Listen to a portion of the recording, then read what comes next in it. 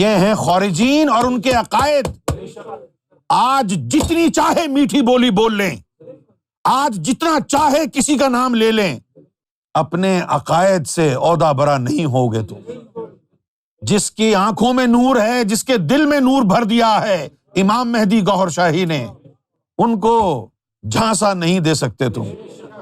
وہ جانتے ہیں کہ سفید لباس کالی داڑھی کے پیچھے جو مکروہ جسم ہے اس بدترین مخلوق کا، اس کے اندر بھیڑیوں سے بدتر روح اور دل بیٹھے ہوئے، جو اللہ کے رسول کے، مولا علی کے، اہل بیت کے، امام مہدی کے دشمن۔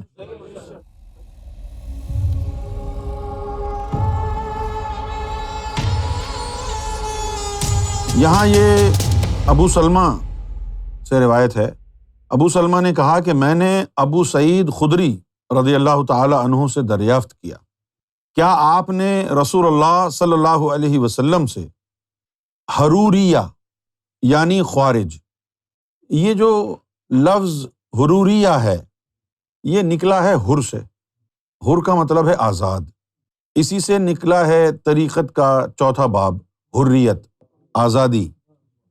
حروریہ جو ہے اس کا مطلب ہے آزاد، یعنی جو دین سے آزاد ہو گئے، خارج ہو گئے۔ تو کیا آپ نے رسول اللہ صلی اللہ علیہ وسلم سے خوارج کے متعلق کوئی حدیث سنی ہے؟ تو انہوں نے فرمایا کہ آپ صلی اللہ علیہ وسلم نے ایک قوم کا ذکر فرمایا جو خوب عبادت کرے گی۔ اچھا، اب آپ تو خوب عبادت کرنے والے کو ولی اللہ سمجھتے ہیں، تو آپ تو کبھی بھی خوارجین کو نہیں پہچان پائیں گے، کیوں جی؟ آج کے دور میں جو 2-4 نمازیں پڑھ لے لوگ اس کو کہتے ہیں جی یہ تو ولی کامل بن گیا۔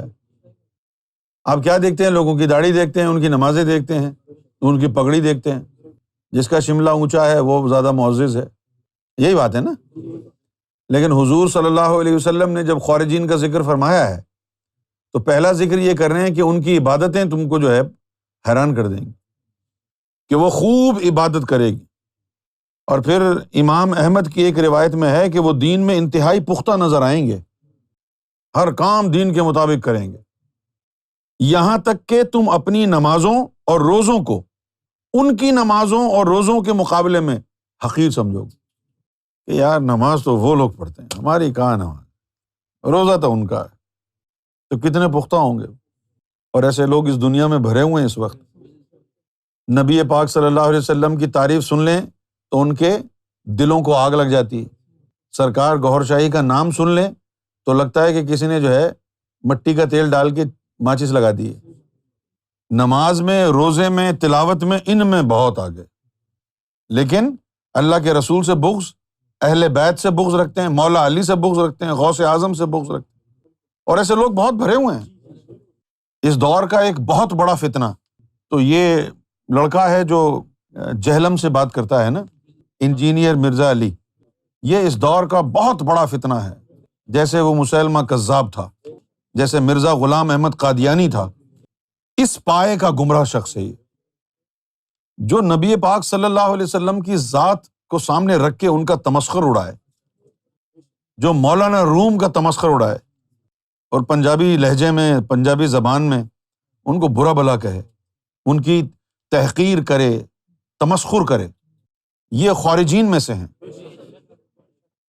تو فرمایا کہ تم اپنی نماز اور اپنے روزوں کو ان کے مقابلے میں حقیر سمجھو گے، لیکن وہ دین سے ایسے نکل جائیں گے جیسے تیر شکار سے، کہ آدمی اپنے تیر کو اٹھا کر اس کے پھل کو دیکھے تو اس میں کوئی خون وغیرہ نظر نہ آئے، پھر وہ تیر کی لکڑی کو دیکھے، اس میں کوئی نشان نہ پائے، پھر اس کی نوک کو دیکھے اور کوئی بھی نشان نہ آئے، پھر تیر کے پر کو دیکھے، اس میں بھی کچھ نظر نہ آئے، یعنی وہ اندر سے خالی، کھوکھلے ہوں گے۔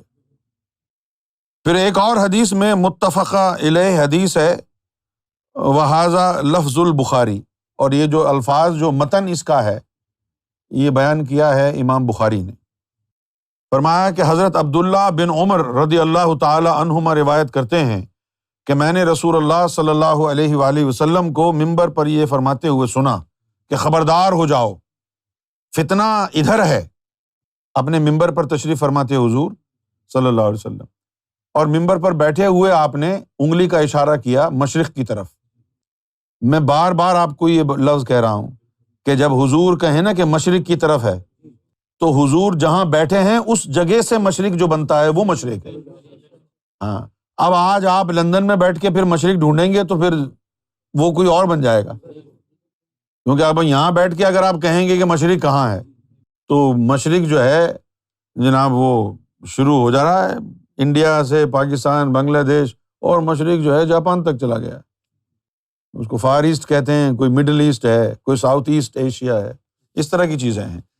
تو یہ مشرق جس کا حضور نے ذکر فرمایا ہے، یہ مشرق مدینے کا مشرق ہے، مدینۃ النبی کا، اور مدینۃ النبی کے مشرق میں جو علاقہ واقع ہے وہ علاقہ ہے نجد۔ تو حضرت عبداللہ بن عمر رضی اللہ تعالی عنہما بیان کرتے ہیں کہ میں نے رسول اللہ صلی اللہ علیہ وسلم سے سنا، آپ مشرق کی جانب چہرہ مبارک کر کے فرما رہے تھے، خبردار ہو جاؤ کہ فتنہ ادھر ہے جہاں سے شیطان کا سینگ نکلے گا۔ اس کے بعد پھر وہ حدیث جس کا میں نے کچھ روز پہلے ذکر کیا تھا کہ ان ابن عمر رضی اللہ تعالی عنہما قال ذکر النبی صلی اللہ علیہ وسلم اللہم بارک لنا فی شامنا اللہم بارک لنا فی یمننا قالوا یا رسول اللہ صلی اللہ علیہ وسلم وفی نجدنا۔ لوگ آ رہے ہیں، جیسے کوئی شام کا وفد آیا ہے، وہ کہہ رہا ہے یا رسول اللہ ہمارے ملک کے لیے دعا فرمائیں، اللہم بارک لنا فی شامنا۔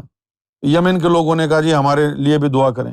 اللہ کے رسول نے فرمایا کہ اللہم بارک لنا فی یمننا، تو کہا گیا قالوا یا رسول اللہ وفی نجدنا، اور ہمارے نجد کے لیے بھی دعا کر دیں۔ تو آپ صلی اللہ علیہ وسلم نے دوبارہ وہی الفاظ دہرائے کہ اللہم بارک لنا فی شامنا، اللہم بارک لنا فی یمننا، قالوا یا رسول اللہ وفی نجدنا۔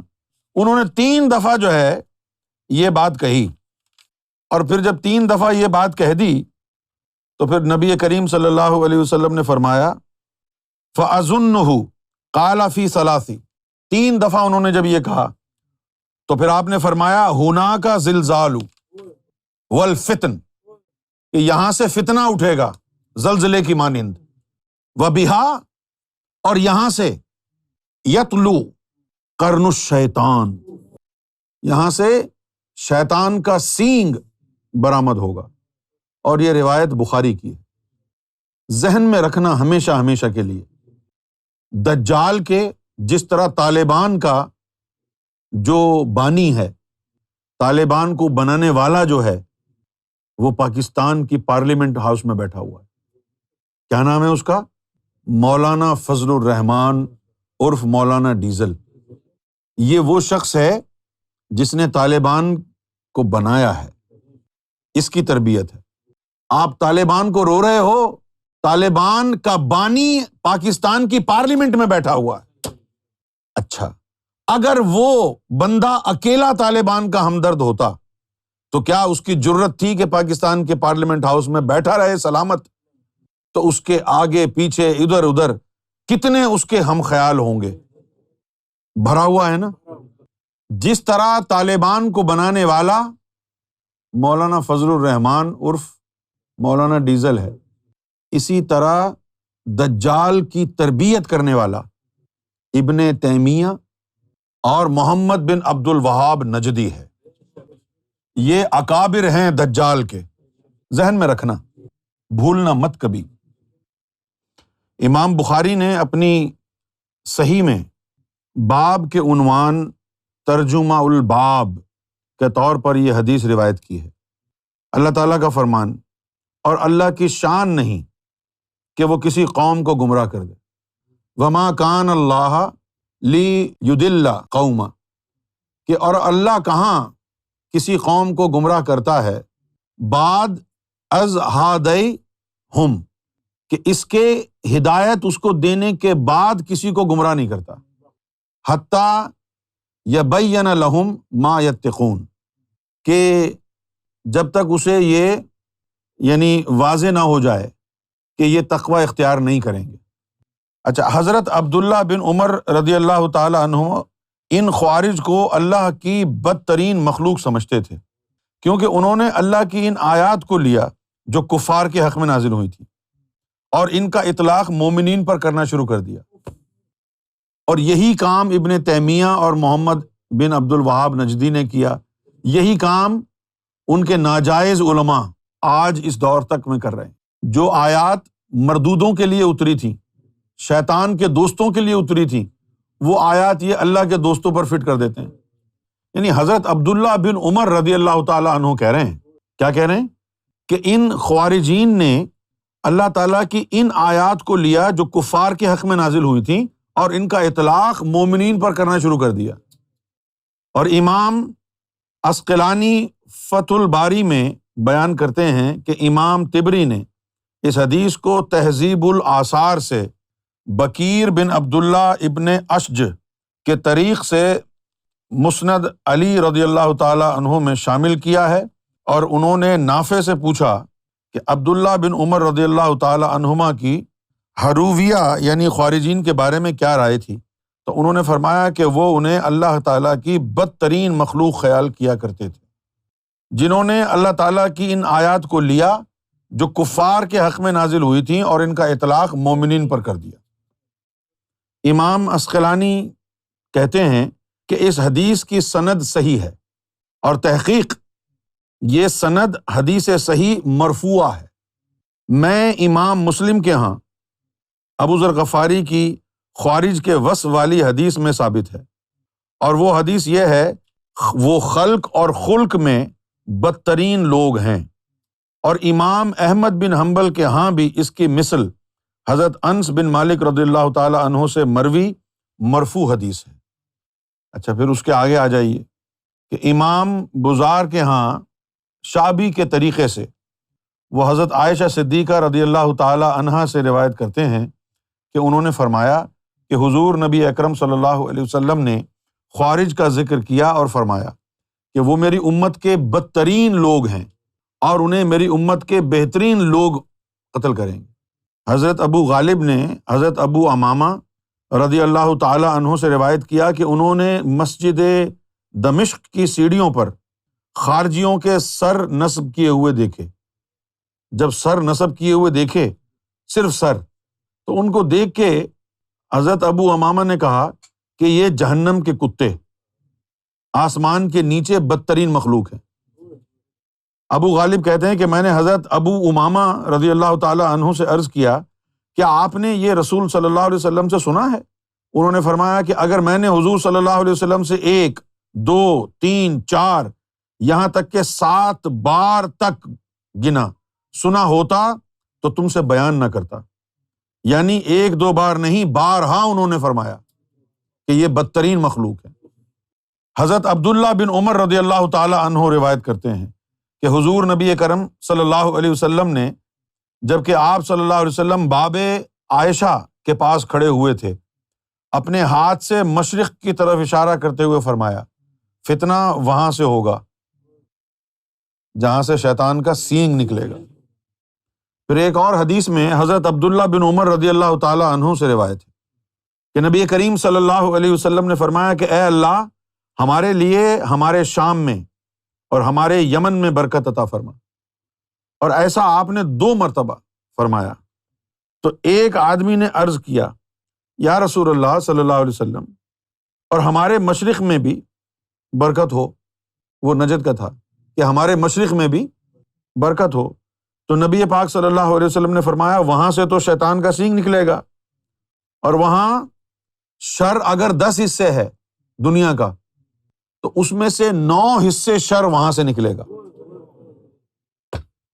دنیا میں 10 حصے شر ہے تو اس 10 میں سے 9 حصہ شر وہاں سے نکلے گا۔ اچھا، اب ذرا غور کریں، میں آپ کو تھوڑا سا اسٹیمولیٹ آپ کے ذہن کو کر رہا ہوں۔ محمد رسول اللہ نے دعا کی اللہ سے، کیا کہ شام میں برکت ہو، یمن میں برکت ہو، اور نجد کے لیے دعا نہیں کی۔ آج حال دیکھیں، شام بھی تباہ، یمن بھی تباہ، نجد آباد۔ تو جب حضور نے برکت کے لیے دعا ہی نہیں کی نجد کے لیے، تو یہ جو نظر سب کچھ آ رہا ہے یہ اللہ کا کرم اور فضل نہیں ہے، کیونکہ اللہ کے رسول نے تو برکت کے لیے دعا کی نہیں نجد کے لیے، تو اب یہ ساری ترقی کہاں سے آ رہی ہے؟ یہ شیطانی ہے۔ ایک اور حدیث ہے، اور یہ حدیث جو ہے حضرت انس رضی اللہ تعالی عنہ بیان کرتے ہیں کہ مجھے بتایا گیا رسول اللہ صلی اللہ علیہ وسلم نے فرمایا ہے، اور میں نے خود یہ آپ صلی اللہ علیہ وسلم سے نہیں سنا۔ آپ صلی اللہ علیہ وسلم نے فرمایا کہ بے شک تم میں ایسے لوگ ہوں گے جو عبادت کریں گے اور اپنی عبادت میں تندی سے کام لیں گے، یہاں تک کہ وہ لوگوں کو بھلے لگنے لگیں گے، اور خود بھی اپنے آپ کو اپنی نمازوں پر اترائیں گے۔ ہم تو اللہ کا بڑا شکر ہے، اپنی نمازوں پر اترائیں گے، حالانکہ وہ دین سے اس طرح خارج ہوں گے جس طرح تیر شکار سے خارج ہو جاتا ہے۔ حضرت حذیفہ رضی اللہ تعالی عنہ بیان کرتے ہیں، حضور فرماتے ہیں کہ مجھے جس چیز کا تم پر خدشہ ہے وہ ایک ایسا آدمی ہے جس نے قرآن پڑھا، یہاں تک کہ جب اس قرآن کا جمال دیکھا گیا، اور وہ اس وقت تک جب تک اللہ نے چاہا اسلام کی خاطر دوسروں کی پشت پناہی بھی کرتا تھا، پس وہ اس قرآن سے دور ہو گیا اور اس کو اپنی پشت پیچھے پھینک دیا۔ یہ حدیث کے الفاظ ہیں۔ قرآن پڑھا اس نے، قرآن کا جمال نظر آیا اس کے اوپر، قرآن کی باتیں کر رہا ہے، تلاوت کر رہا ہے، علم بیان کر رہا ہے، اس وقت تک جب تک اللہ نے چاہا اسلام کی خاطر۔ یہ بڑی خطرناک بات ہے، اس کو بڑے غور سے سننا ہے۔ یعنی ایسا بھی ہوتا ہے کہ کسی بندے کو اللہ تعالیٰ اپنے دین کے لیے استعمال کرتا ہے، اور استعمال کرنے کے بعد پھر کیا ہوتا ہے اس بندے کا حال؟ جتھے دی کھوتی اتھے آن کھلوتی، وہ دوبارہ اپنے کفر پہ آ جاتا ہے۔ تو کہا کہ جس شخص نے قرآن پڑھا یہاں تک کہ جب اس قرآن کا جمال دیکھا گیا، اور وہ اس وقت تک جب تک اللہ نے چاہا اسلام کی خاطر دوسروں کی پشت پناہی بھی کرتا تھا، پس وہ اس قرآن سے دور ہو گیا پھر، اور اس کو اپنی پشت پیچھے پھینک دیا، اور اپنے پڑوسی پر تلوار لے کر چر دوڑا اور اس پر شرک کا الزام لگایا۔ آج کے مولوی یہی کر رہے ہیں نا، خوب قرآن کی تلاوتیں کی، قرآن کا علم سمجھایا، اور اس کے بعد قرآن کو چھوڑ دیا، گوھر شاہی کے پیچھے لگ گئے، ان کو خلاف فتوے دو۔ اب قرآن پیچھے ڈال کے آ گئے، اب قرآن میں دیکھ نہیں رہے کہ جو سرکار گوھر شاہی بات کر رہے ہیں وہی تو قرآن کا مغز ہے، کیونکہ قرآن تو پھینک دیا انہوں نے۔ تو حضور نے فرمایا کہ پھر وہ قرآن سے دور ہو گیا اور اس کو اپنی پشت پیچھے پھینک دیا، اور اپنے پڑوسی پر تلوار لے کر چل دوڑا اور اس پر شرک کا الزام لگایا۔ راوی بیان کرتے ہیں کہ میں نے عرض کیا، اے اللہ کے نبی صلی اللہ علیہ وسلم، ان دونوں میں سے کون زیادہ شرک کے قریب تھا، شرک کا الزام لگانے والا یا جس پر شرک کا الزام لگایا گیا تھا؟ تو آپ صلی اللہ علیہ وسلم نے فرمایا، شرک کا الزام لگانے والا مشرک تھا، جس نے شرک کا الزام لگایا تھا وہ خود مشرک تھا، اور یہی ان کا حال ہے۔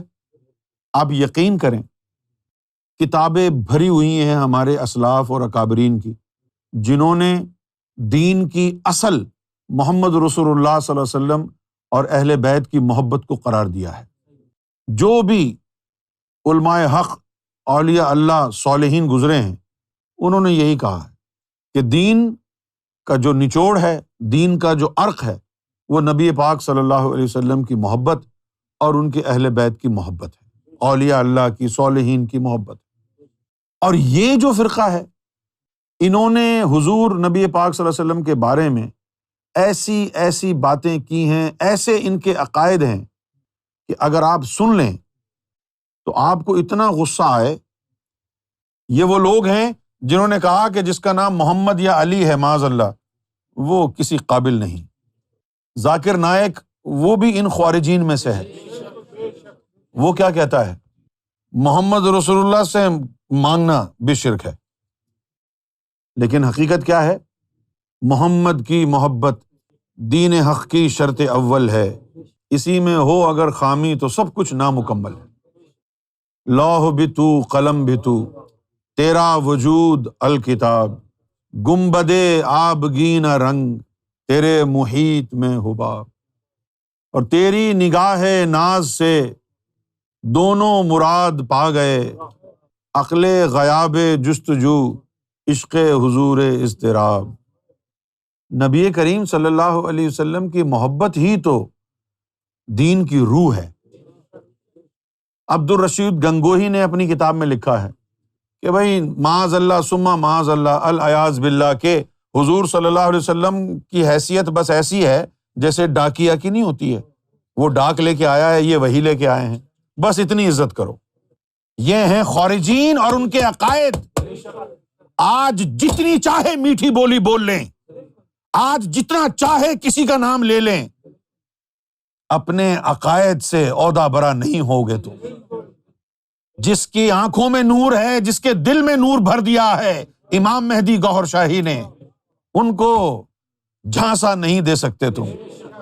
وہ جانتے ہیں کہ سفید لباس کالی داڑھی کے پیچھے جو مکروہ جسم ہے اس بدترین مخلوق کا، اس کے اندر بھیڑیوں سے بدتر روح اور دل بیٹھے ہوئے، جو اللہ کے رسول کے، مولا علی کے، اہل بیت کے، امام مہدی کے دشمن۔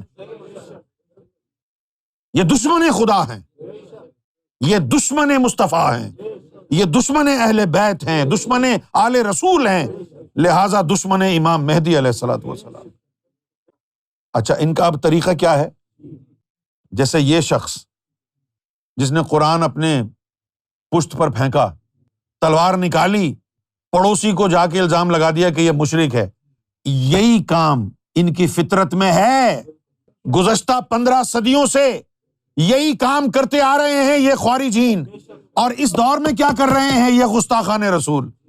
ولیوں کو، صوفیوں کو ڈھونڈ ڈھونڈ کے، چن چن کے، گستاخ خود ہیں، الزام ان پر لگا رہے ہیں کہ تم گستاخ رسول، گستاخ خود ہیں۔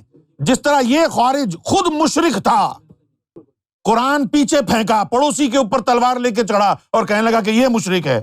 اللہ کے رسول نے فرمایا کہ نہیں، جو تلوار لے کے چڑھا ہے، جس نے الزام لگایا ہے، وہ خود مشرک ہے۔ جس طرح یہ گستاخ رسول ہیں، اور جتنے بھی معصوم ہستیاں ہیں، اولیاء ہیں، فقراء ہیں، ان کو یہ گستاخ رسول کی جو ہے اسٹیمپ لگا کے کسی کو جیل میں پھینکوا دیا۔ ان کس کام کے لیے ان خارجین نے ایک تنظیم بنا رکھی ہے، جس تنظیم کا نام ہے عالمی مجلس ختم نبوت۔ یہ ان کی فطرت ہے، خود مشرک اور برابر والے پر شرک کا الزام لگائیں گے، خود سب سے بڑے مشرک، اور لوگوں کو کہیں گے کہ تم نے توحید کے اندر رکھنا پیدا کر دیا ہے، تم نے دین کا بیڑا غرق کر دیا ہے۔ دین کا تو تم سے کوئی تعلق واسطہ نہیں ہے مردودو، تم نے اللہ کے رسول صلی اللہ علیہ وسلم کو مانا ہی نہیں ابتدا سے، نہ تم نے نہ تمہارے اکابرین نے مانا۔ کیسے پیچھا چھڑاؤ گے اپنے ماضی سے؟ یا تو توبہ اور تائب کہو کہ وہ سارے مردود تھے جنہوں نے اس طرح کی باتیں کی، کہو، اعلان کرو، اعلان برات کرو کہ ہم لعنت بھیجتے ہیں اپنے ان اکابرین پر جنہوں نے حضور صلی اللہ علیہ وسلم کی بارگاہ میں گستاخی سے کام لیا۔ یہ ان کا وتیرہ ہے، ان خارجین کا۔ یہ خارجین کی باتیں اس کتاب میں، حدیث کی کتاب میں لکھی ہیں، یہ 1400 سال پہلے جو انہوں نے کیا تھا وہ باتیں ہیں۔ یہ خارجین آج کے دور میں کیا کر رہے ہیں تمہیں یہ جاننے کی ضرورت ہے، تاکہ پتہ چلے تمہیں کہ اس دور میں ان کی شکل کیسی ہے، اس دور میں ان کا عمل کیا ہے، اس دور میں وہ کس طریقے سے سازش کر رہے ہیں۔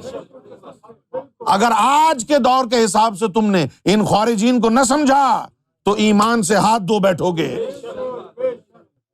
اور اس دور میں ایمان کیا ہے؟ امام مہدی علیہ السلام کو ماننا، اور ان کی یہی کوشش ہے کہ جو بھی امام مہدی کی طرف جا رہا ہے نا، اس کو ہٹاؤ وہاں سے۔ تو سنو، شکل نہ دیکھنا، جو تمہیں امام مہدی گوہر شاہی سے ہٹائے وہ خارجین میں سے ہے، خواہ اس کا نام وسیع قریشی ہو، خواہ اس کا نام طلعت اور بابر ہو، کوئی اور مولانا ہو، وہ سب خارجین میں سے ہے، کسی بھی خاندان کا ہو، آگے سید ہو، پیچھے قریشی ہو، ناموں پہ نہ جانا، تمہیں معلوم نہیں اندر کون ہے۔ جو امام مہدی کی تحریک کی مخالفت کرے، جو سرکار گوہر شاہی کے مرتبہ مہدی کو جھٹلائے، اللہ کی عزت کی قسم وہ خارجین میں سے ہے، خارجین میں سے ہے۔ یہ زمانہ پرچار مہدی کا زمانہ ہے، امام مہدی کے انتظار کا زمانہ ہے۔ ذرا سوچو، اس زمانے میں جب سرکار گوھر شاہی نے اپنی کتاب میں لکھا ہے کہ ایک شخص ساری زندگی کتے کی طرح جیتا رہا اور آخر میں امام مہدی سے محبت کر بیٹھا، ان کا ساتھ دے بیٹھا، تو وہ کتے سے قطمیر بن کر بخشا جائے گا، اور ایک وہ شخص جس نے ساری زندگی عبادتیں کی لیکن آخر میں امام مہدی کی مخالفت کر بیٹھا، جنہوں نے دوبارہ اس دنیا میں آنا ہے، تو وہ ولیم باور کی شکل میں جہنم میں جائے گا۔ یہ مت دیکھو کہ پرچار مہدی کا جھنڈا یونس نے سنبھال رکھا ہے، لہٰذا اب تم اس کی مخالفت کرنے کو جائز قرار دے دو گے۔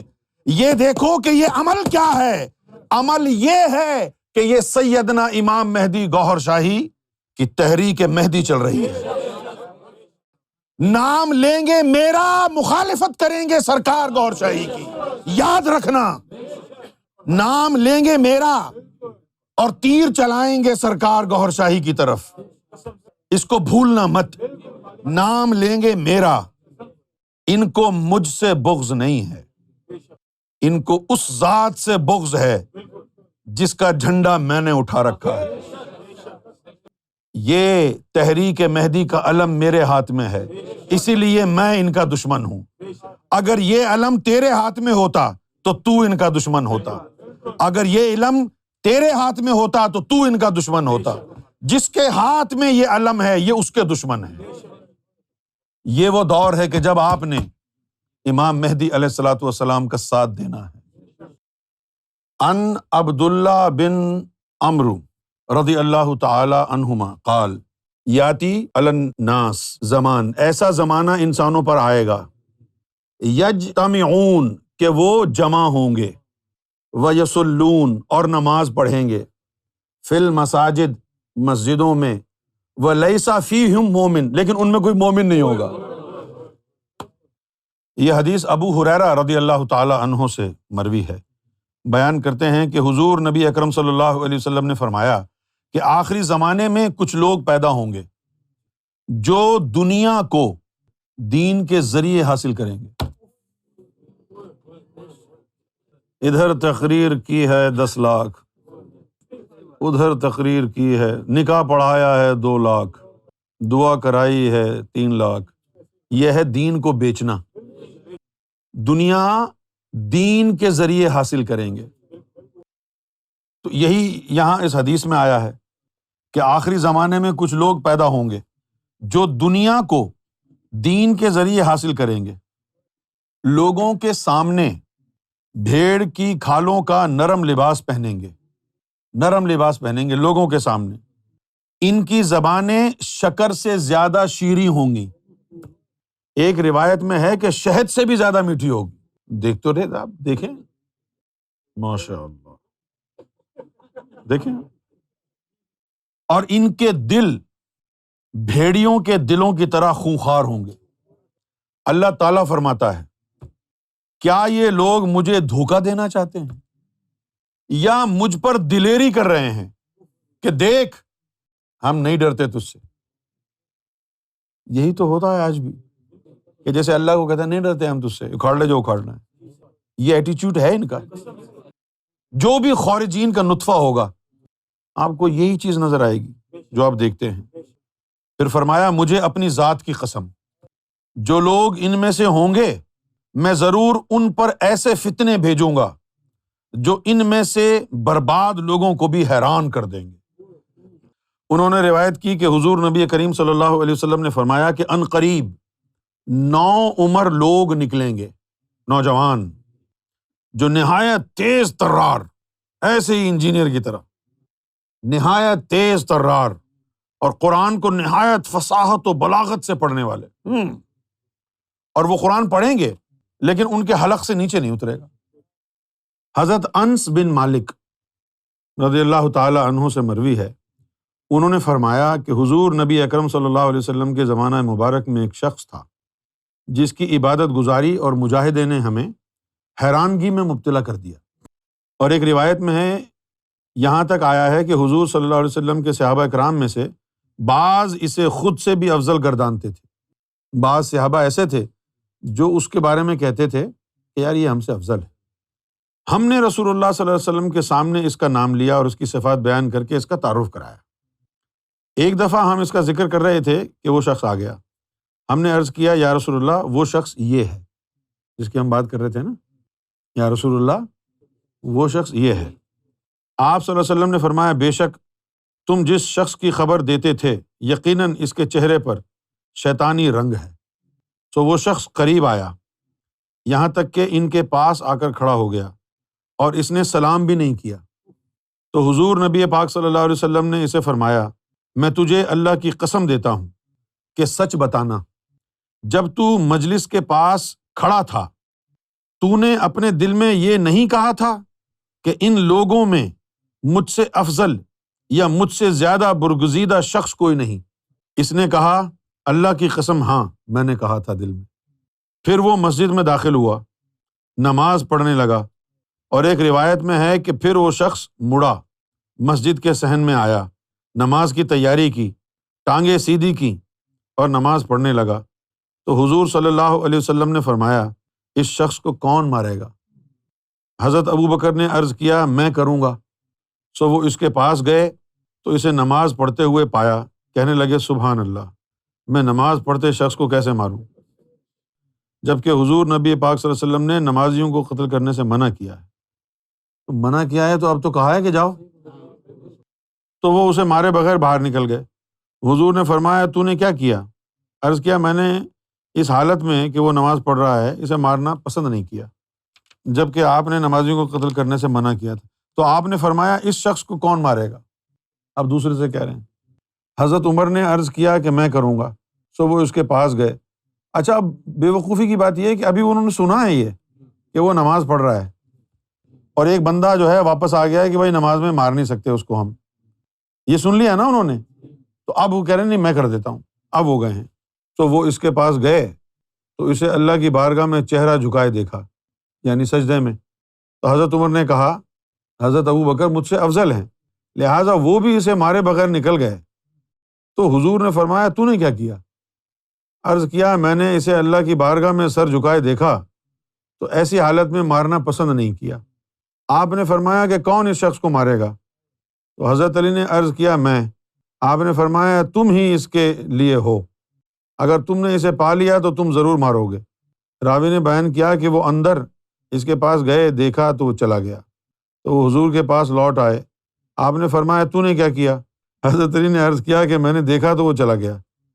آپ نے فرمایا کہ اگر وہ مار دیا جاتا تو میری امت میں 2 آدمیوں میں بھی کبھی اختلاف نہ ہوتا، 2 آدمیوں میں بھی کبھی اختلاف نہ ہوتا، کیونکہ وہ فتنے میں ان کا اول و آخر تھا۔ ہمارا مقصد یہ تھا کہ آپ کو دجال کا اوریجن بتایا جائے۔ اچھا اب یہ جو خارجین ہیں، نبی پاک صلی اللہ علیہ وسلم نے فرما دیا کہ یہ دین میں لوٹ کے آئیں گے نہیں، ان کی اصلاح جو ہے وہ ممکن نہیں ہے۔ اچھا باقی جتنے بھی فرقے ہیں، سنی ہے، شیعہ ہے، اور یعنی اہل حدیث ہے، دیوبندی ہے، کوئی بھی ہے، اس میں اگر روح خارجین کی نہیں ہے تو ان کے آنے کے چانسز ہیں، ان کے اوپر کرم ہو سکتا ہے، خواہ وہ دیوبندی ہو، خواہ وہ سنی ہو، بریلوی ہو، شیعہ ہو، کوئی بھی ہو۔ خارجین جو ہے وہ ایسا طبقہ ہے جس کو دین سے کوئی سروکار نہیں ہے، اس کی دینداری صرف ایک ریاکاری اور دکھاوا ہے۔ یہ جو ہے ہم نے جاننا ہے، اور ان خارجین کے گروہ سے ہی دجال برآمد ہوگا۔ جیسے کہ میں نے کل ایک حدیث پڑھی بھی تھی آپ کے سامنے کہ آخری زمانے میں یہ جو خارجین کا جو گروہ ہوگا یہ دجال کے ساتھ مل جائے گا۔ ان کے عقائد سب کے ایک جیسے ہیں، بہت سارے فرقے ہیں، بہت سارے پاکستان میں مولوی ہیں، بڑے بڑے نام ہیں، بظاہر ایک دوسرے سے اختلاف بھی کرتے ہیں، لیکن سب خارجین میں سے ہیں۔ دین کے نام پر جو دھبا ہے لگایا ہے یہ ان خارجین نے لگایا ہے۔ باقی آپ لوگ کوئی شیعہ ہو، کوئی سنی ہو، کوئی دیوبندی ہو، خارجین میں سے نہ ہو، تو ان لوگوں کے لیے اپنے دل میں جگہ رکھیں، کیونکہ ان کی اصلاح ہو سکتی ہے۔ بریلوی ہو، شیعہ ہو، سنی ہو، ان کی اصلاح ہو سکتی ہے۔ یہ جو خارجین ہیں، اچھا اب ان کی جو سگنیچر ان کا کہ جو ہے کیریکٹرسٹکس ہیں نا، وہ یہی ہیں خارجین کی، کہ اس کو نبی پاک صلی اللہ علیہ وسلم سے، مولا علی سے، اہل بیت سے خدا واسطے کا بیر ہوگا۔ تو چونکہ براہ راست اب یہ نبی پاک صلی اللہ علیہ وسلم یا مولا علی تک تو ان کی رسائی ہے نہیں، لہٰذا اب انہوں نے پینترا بدلا ہے۔ جب ان کی رسائی تھی محمد رسول اللہ کے دور میں تو یہ حضور کو برا کہتے تھے، مولا علی کا وقت آیا تو ان کو برا کہنے لگے یہ۔ اس کے بعد جتنے بھی ائمہ اہل بیت آتے رہے، یہ خارجین کسی نہ کسی صورت میں ان کو ستاتے رہے۔ تو اب جو خارجین آئے ہیں، تو اب تو زمانہ ائمہ اہل بیت میں سے کسی کا ہے نہیں، مولا علی کا ہے نہیں، نبی پاک صلی اللہ علیہ وسلم کا یہ دور ہے نہیں، اب یہ دور ہے امام مہدی علیہ الصلوۃ والسلام اور ان کے رفقا کا۔ تو اب یہ نبی کریم صلی اللہ علیہ وسلم کی بظاہر تعریف کرنا بھی گوارا کر رہے ہیں۔ اب چونکہ ہے نہیں نا آمنے سامنے، بس نہیں چل رہا نا، لہٰذا اب ان کو مولا علی ماننا بھی کوئی ان کے لیے مشکل نہیں ہے کہ جی زبان سے ہی تو کہنا ہے، کون سا مولا علی کے سامنے جھکنا پڑے گا، وہ کون سے سامنے بیٹھے ہیں، یہی تو زبان سے ہے جی ہم بھی مولا علی کو مانتے ہیں۔ یہ بات سمجھنے کی ہے۔ جو ظاہر میں خطرہ ہوتا ہے نا، اس سے آدمی کو جو ہے پھر پریشانی ہوتی ہے، اور جو سامنے خطرہ نہ ہو، جا چکا ہو، تو اس کو اگر یہ پتہ چلے کہ بھائی ان کا نام لینے سے ہم دھوکہ دے دیں گے لوگوں کو آرام سے، تو وہ کہہ دیتے ہیں جی میرے نبی سے افضل کوئی نہیں ہے، میرے نبی سے افضل کوئی نہیں ہے، ہم بھی مولا علی مانتے ہیں، تو تم کو دھوکہ دیں گے۔